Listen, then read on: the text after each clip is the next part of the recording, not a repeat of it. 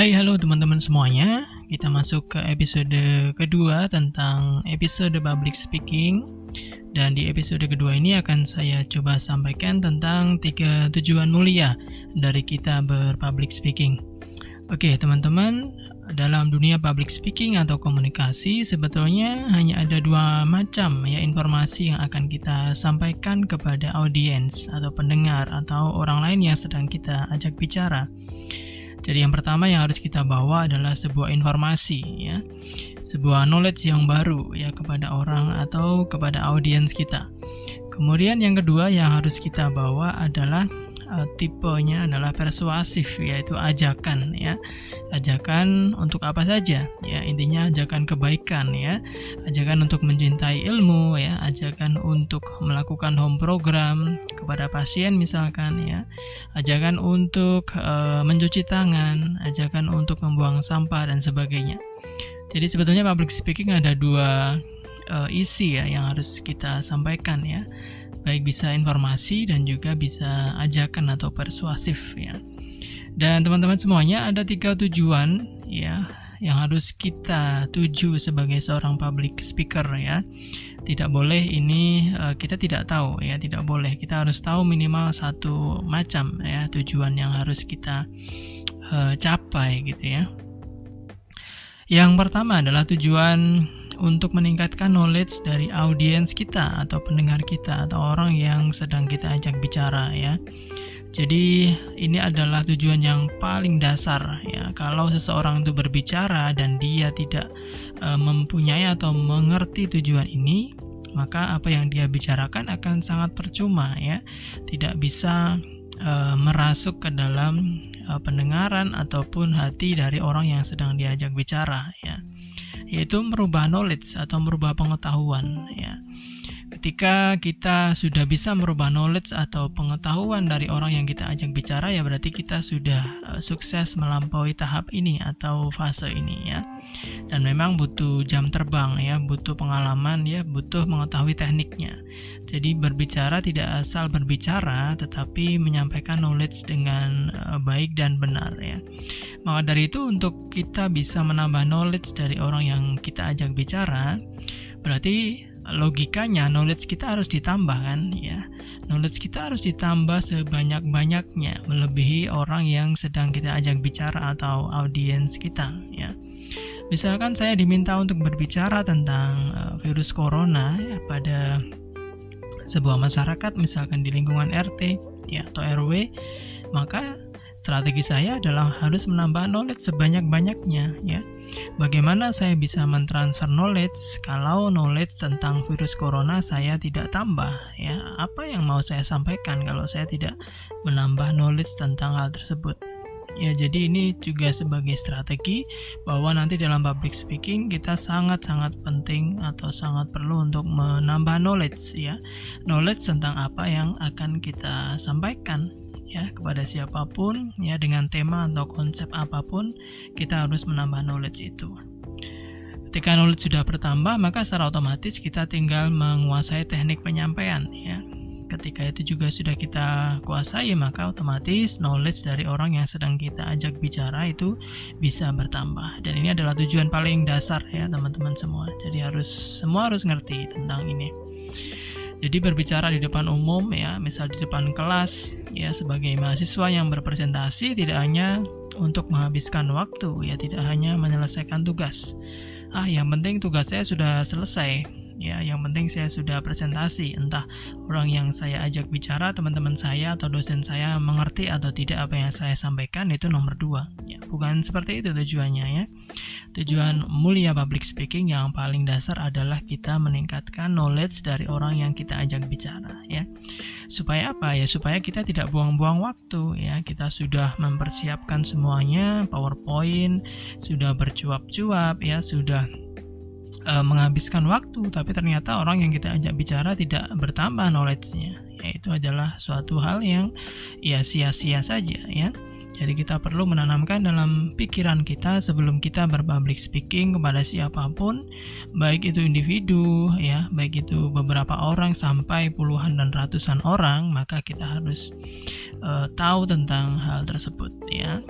Oke, itu adalah menambah knowledge atau meningkatkan knowledge dari audiens kita. Pertanyaannya bagaimana caranya kita tahu bahwa audiens kita itu sudah memahami apa yang kita sampaikan? Kalau kita hanya berbicara pada 1-2 orang, maka kita bisa langsung bertanya ya. Misalkan saya sebagai fisioterapis menjelaskan kepada keluarga pasien tentang sakit pasien ya. Bapak ini sakitnya seperti ini ya, penyebabnya ini, dan ini adalah program fisioterapi saya ya, A, B, C dan seterusnya. Setelah itu saya harus mengkonfirmasi ulang ya, apakah yang saya jelaskan ini sudah dimengerti ya, apakah nanti bisa dilaksanakan program terapinya. Kalau belum mengerti, bagian mana yang harus saya ulang ya, bagian mana yang kira-kira belum mengerti sehingga saya harus menjelaskan kembali ya. Kurang lebih seperti itu ketika kita berada pada audiens yang kecil ya, 1 atau 2 orang.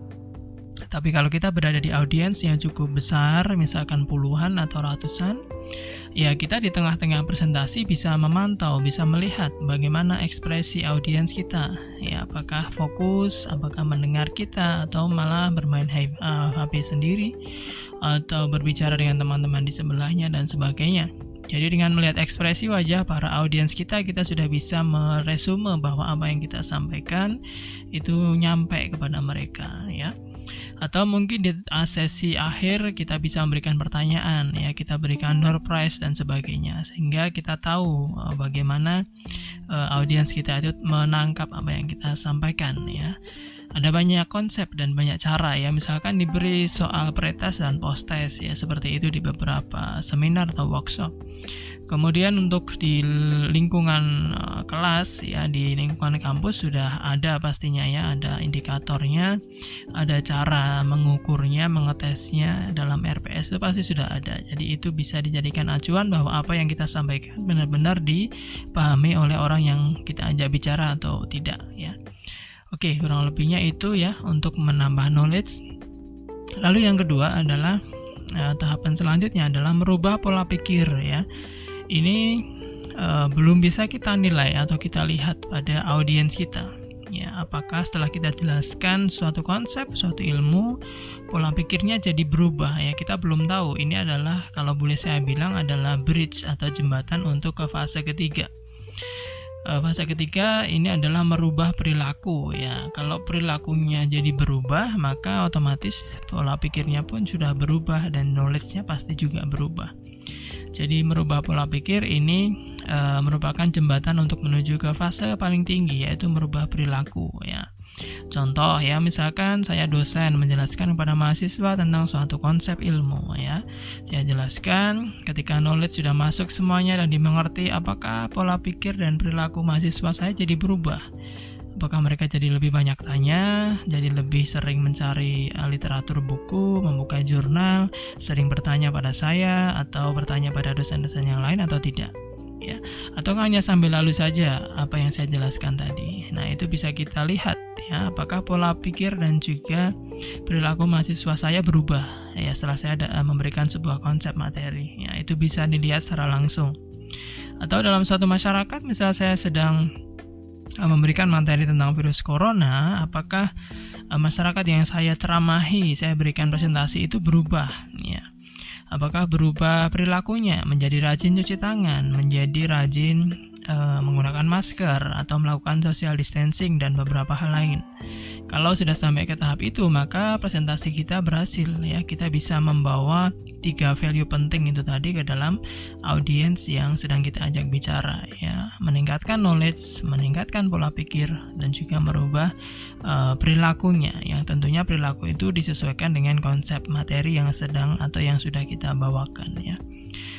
Para nabi, para rasul tentu punya 3 konsep ini ya, karena beliau berdakwah ratusan tahun untuk mendapatkan pengikut ya. Berdakwah pada umatnya, tentu tujuan akhirnya adalah merubah perilaku dari umat-umat yang beliau pimpin waktu itu ya, supaya umatnya jauh lebih baik dari sebelumnya ya. Kemudian para sales ya, penjual barang, penjual rumah ya, itu juga punya 3 konsep ini ya, supaya orang yang dia ajak bicara itu berubah sikap, pola pikir, dan bahkan perilaku. Jadi membeli barang yang sales itu tawarkan, jadi membeli rumah yang sales itu tawarkan.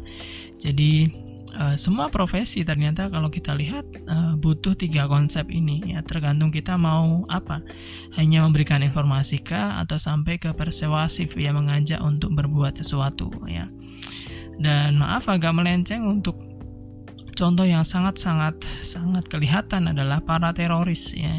Ini bukan mengajarkan hal buruk, tapi saya memberi contoh saja. Tentu mereka sudah didoktrin sedemikian rupa oleh motivatornya atau apalah ya, orang yang mendoktrin ajaran-ajaran sesat ya, supaya mereka mau melakukan bom bunuh diri. Itu kan sudah level 3. Artinya orang-orang yang awalnya tidak tahu apa-apa menjadi tahu tentang terorisme, menjadi tahu tentang bom bunuh diri, dan bahkan dia mau melakukan hal tersebut ya. Persepsi dan pola pikirnya juga dirubah oleh si mentornya ya, teroris yang memberikan doktrin tadi. Jadi komunikasi yang sangat efektif itu sangat bisa membuat seseorang untuk bisa berubah pola pikir sampai dengan perilakunya ya, kalau orang yang berbicara itu mempunyai kapasitas yang sangat tinggi, yang sangat bisa merubah 3 hal ini tadi ya. Jadi butuh jam terbang, butuh proses ya. Tidak serta-merta kita sekali 2 kali public speaking langsung bisa merubah perilaku orang yang kita ajak bicara ya, bukan seperti itu ya. Tetap ada prosesnya, tapi paling tidak kita tahu stepnya ya, paling tidak kita bisa meningkatkan knowledge dari orang yang sedang kita ajak bicara ya. Jadi kita berbicara tidak hanya asal berbicara, tidak hanya asal menghabiskan waktu, yang penting tugas saya sudah selesai ya, bukan seperti itu ya. Kita tetap punya 3 value ini yang akan bisa kita terapkan ya, step by step ya, tahap demi tahap. Dan ketika kita sudah bercuap-cuap dan orang yang kita berikan input itu tidak berubah sama sekali ya, bukan salah kita, asalkan kita sudah berbuat maksimal ya. Kita tetap butuh proses, berarti evaluasinya mungkin kita yang kurang pas, kurang bisa menguasai teknik presentasi dengan baik ya. Jadi jangan juga dianggap sebagai hal beban yang cukup berat untuk kita, tapi tetap kita melakukan yang terbaik dan berproses. Ketika ada kesalahan atau kekurangan, kita bisa mengevaluasi dan juga memperbaiki di event atau kegiatan public speaking kita selanjutnya ya. Jadi tetap harus berproses ya, ini adalah skill ya, public speaking itu skill yang harus berproses ya, tidak bisa 1 kali atau 2 kali, tidak bisa instan ya, tidak seperti mie instan ya. Bahkan mie instan pun yang katanya instan itu bukan instan ya, karena kita perlu membuatnya juga ya, merebus air dan seterusnya.